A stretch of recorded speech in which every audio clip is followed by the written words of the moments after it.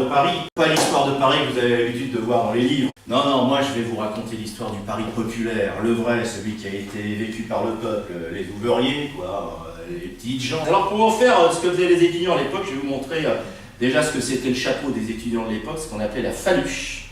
Voilà, les étudiants ils portaient ça. Et puis bien entendu, les étudiants, forcément, c'est les intellectuels, alors ils ont des lunettes. Hein. Bientôt nous voilà tous sur la lutte, où s'amuse à fonder le chat noir, où l'on chansonne, où l'on chahute, où l'on s'amuse chaque soir. Nous sommes reçus comme des confrères, dans les cabarets littéraires, à la Mousse, chez Furcy, chez Trombert, au Quetzar aussi, au cabaret. Ben, qu'est-ce qui se passait à l'époque? On préparait les grands événements. Vous savez, les grands événements dans les grandes villes, hein, c'est toujours... nous, on avait les expositions universelles, mais vous allez avoir les Jeux Olympiques, des choses comme ça. Et à ce moment-là, il y a un afflux de tas de gens qui viennent. Hein, et à l'hôtel, qu'est-ce qu'ils rencontrent? Elles sont utiles à leur patronne. Quant aux voyageurs, celle-ci donne une chanquette, une vraie infection. Elle détourne leur attention. Elle lui montre les papiers au teint cru, lui disent qu'il aura de jolies vues. Elle lui font voir le ciel, les jolies petites bonnes d'hôtel. Il n'y a pas que le ciel qu'elles font voir, il y a aussi le plafond. La plupart d'entre vous, vous allez me dire, 1889, c'est la construction de la Tour Eiffel. Bon, mais le peuple de Paris n'a jamais aimé la Tour Eiffel. Les 16 ouvriers qui sont montés sur la Tour Eiffel, c'est ceux qui l'ont construite. Hein. Parce qu'à l'époque, il fallait 1 mois de salaire d'un ouvrier pour monter au premier étage de la Tour Eiffel. Non, non, à l'époque, le problème des ouvriers, c'était les élections. Parce qu'il y avait les élections anticipées à la députation à Paris, et il y avait un homme qui s'était présenté. C'était le général Boulanger. Pour être vraiment, faut plus de gouvernement.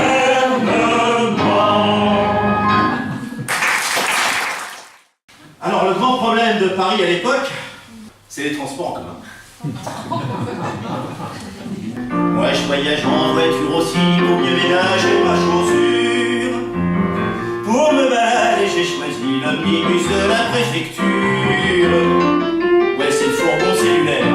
Mais celui-là, il est bien fréquenté dans les omnibus, voyez-vous.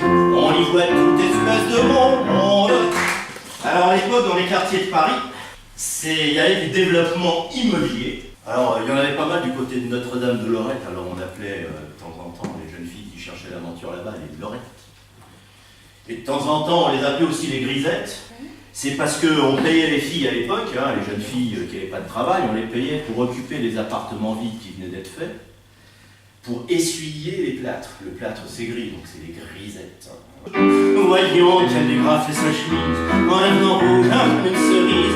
Il s'écria, oh, un tout folichon, et j'ai jamais vu de si boniche. Il y a des enfants. Ah, monsieur, prends la petite bonne, ce que vous me dites n'a rien qui m'étonne. Je comprends que vous soyez ébahi, tous les amis de monsieur me l'ont déjà dit. Et dans ce monde-là, eh bien, il y a des bandes de jeunes. Des bandes de jeunes, on dirait aujourd'hui des racailles, c'est ça? Ou nous on disait les canailles, mais mieux on disait les apaches. Une bande d'apaches célèbre, c'était la bande Aleka. Voilà, et puis la bande Amanda qui se sont battus pour la fameuse casque d'or. Hein, voilà. Et tout ça, ça se faisait dans des quartiers où il y avait beaucoup d'émigrés. Ben, on sait bien, la délinquance des jeunes, c'est toujours avec les émigrés. Hein. Donc il y avait beaucoup d'Auvergnats à l'époque à cet endroit-là, à Paris. Hein. Voilà. 1, 2, 3, 4. C'était le garçon le plus costaud, la bastoche au sébasto. On va recommencer. Il était né près du canal, par là dans le quartier de l'Arsenal.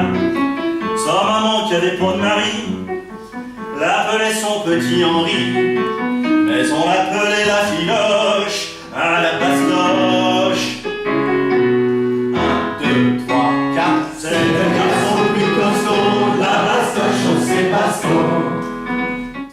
Ça reste difficile la condition féminine, et d'autant plus si jamais vous êtes fille d'ouvrier.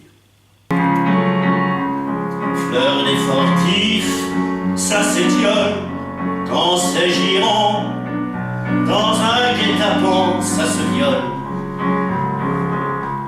Cher patron, mais il n'y a pas que ça. Vous avez eu des évolutions, on dit ça, sociétales. À l'époque, ça existait aussi. Au début du XXe siècle, il y a un chanteur, il a fait son... comment vous appelez ça? Son coming out. Comme un jaout. Coming out. Ah, c'est ça, coming out. Eh bien, il a mis ça dans une chanson, et cette chanson, elle célèbre un événement important de l'exposition universelle de 1900. C'est la naissance du métro. Il y a un quai dans ma rue, il y a un trou dans mon quai. Vous pourrez donc contempler le quai de ma rue et le trou de mon quai.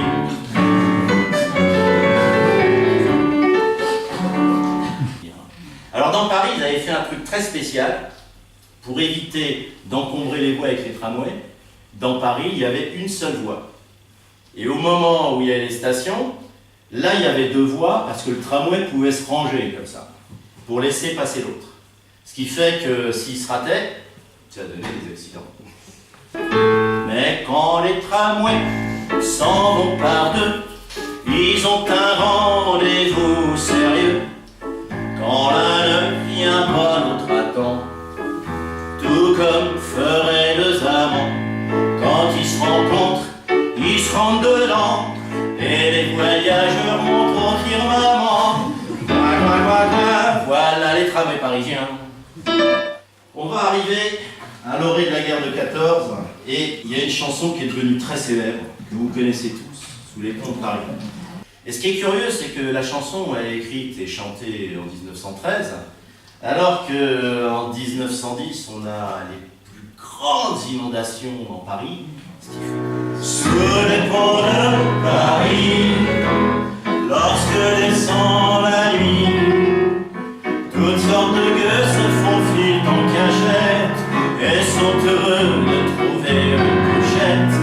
Hôtel du Courandais, où l'on ne paye pas cher. Le parfum est beau, c'est pour rien, mon marquis, sous les ponts de Paris. La, la, la. Et pour se quitter, on va se quitter avec plusieurs chansons, mais la première, ça va être pour saluer un personnage qui nous a accompagnés pendant ce moment d'histoire. C'est la petite femme de Paris.